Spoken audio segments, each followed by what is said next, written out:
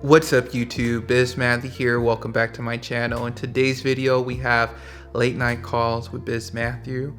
It's around like 7:15 p.m. at night, and I'm actually doing follow-up calls with super old leads. So this specific caller that I'm calling, I initially called them almost a year ago, and then earlier this year they said they weren't interested.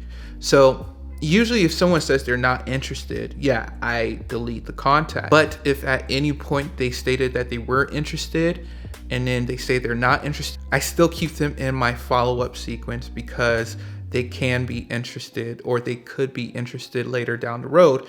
And that's what I did. So I'm calling this person after a couple months of not even speaking. To today's video, just kind of watch how I guide the conversation, how I try to control it, and how I try to set goals for the conversation and goals after the conversation.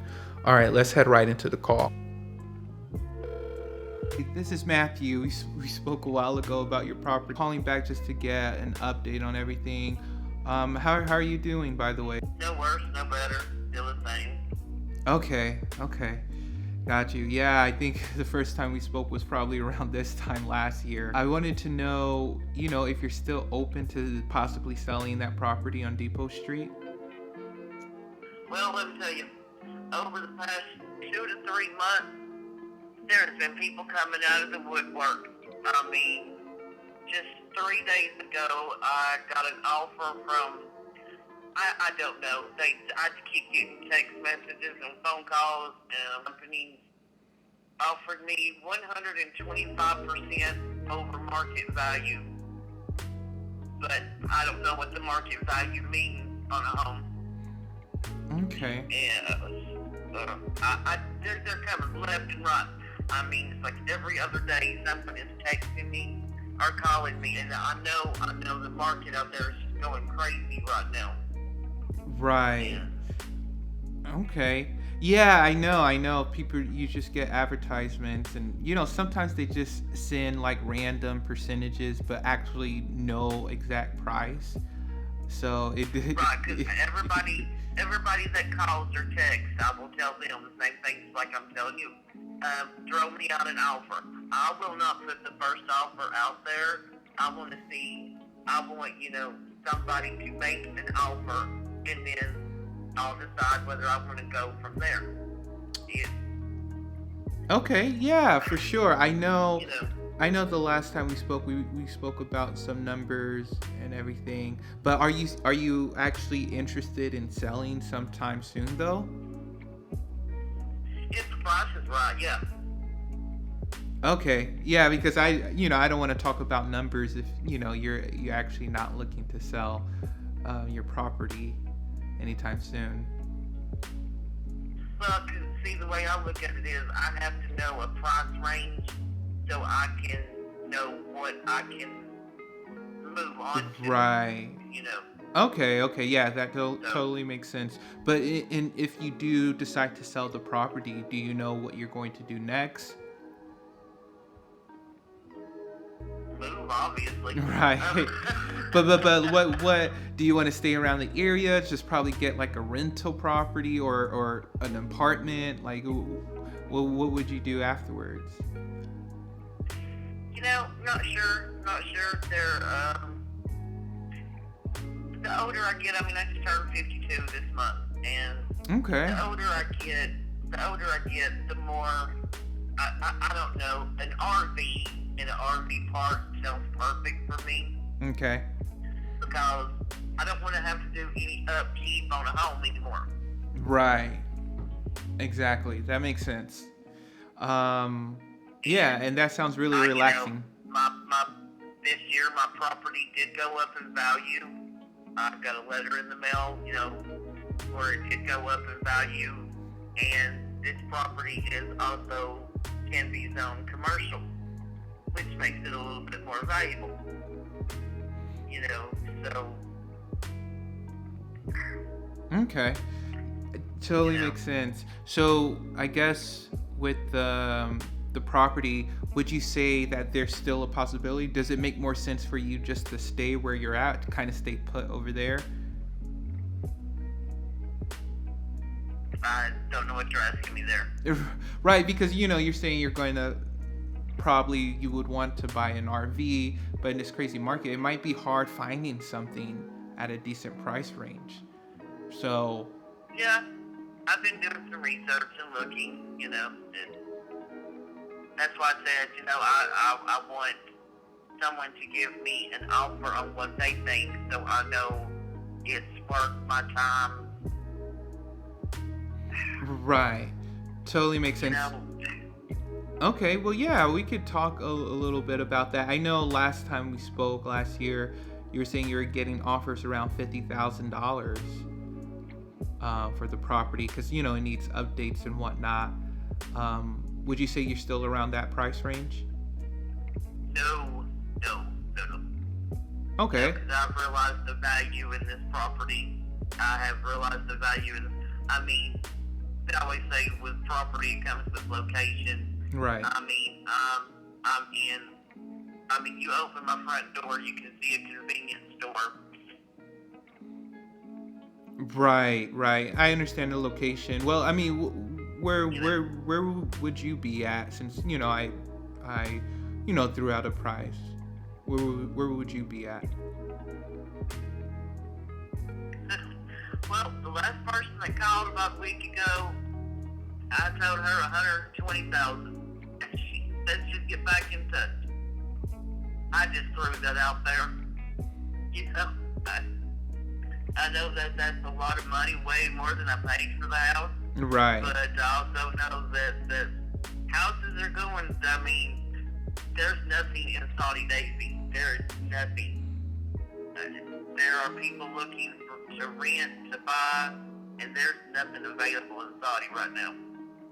Right.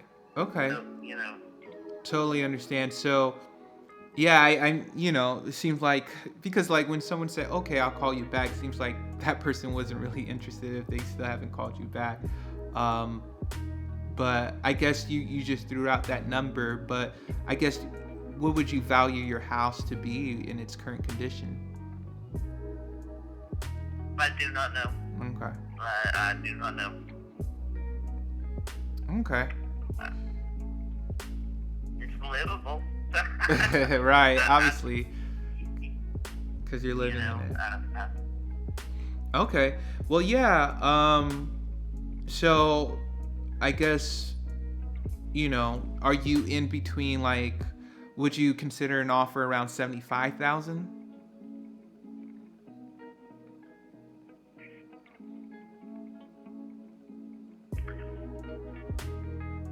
I would just,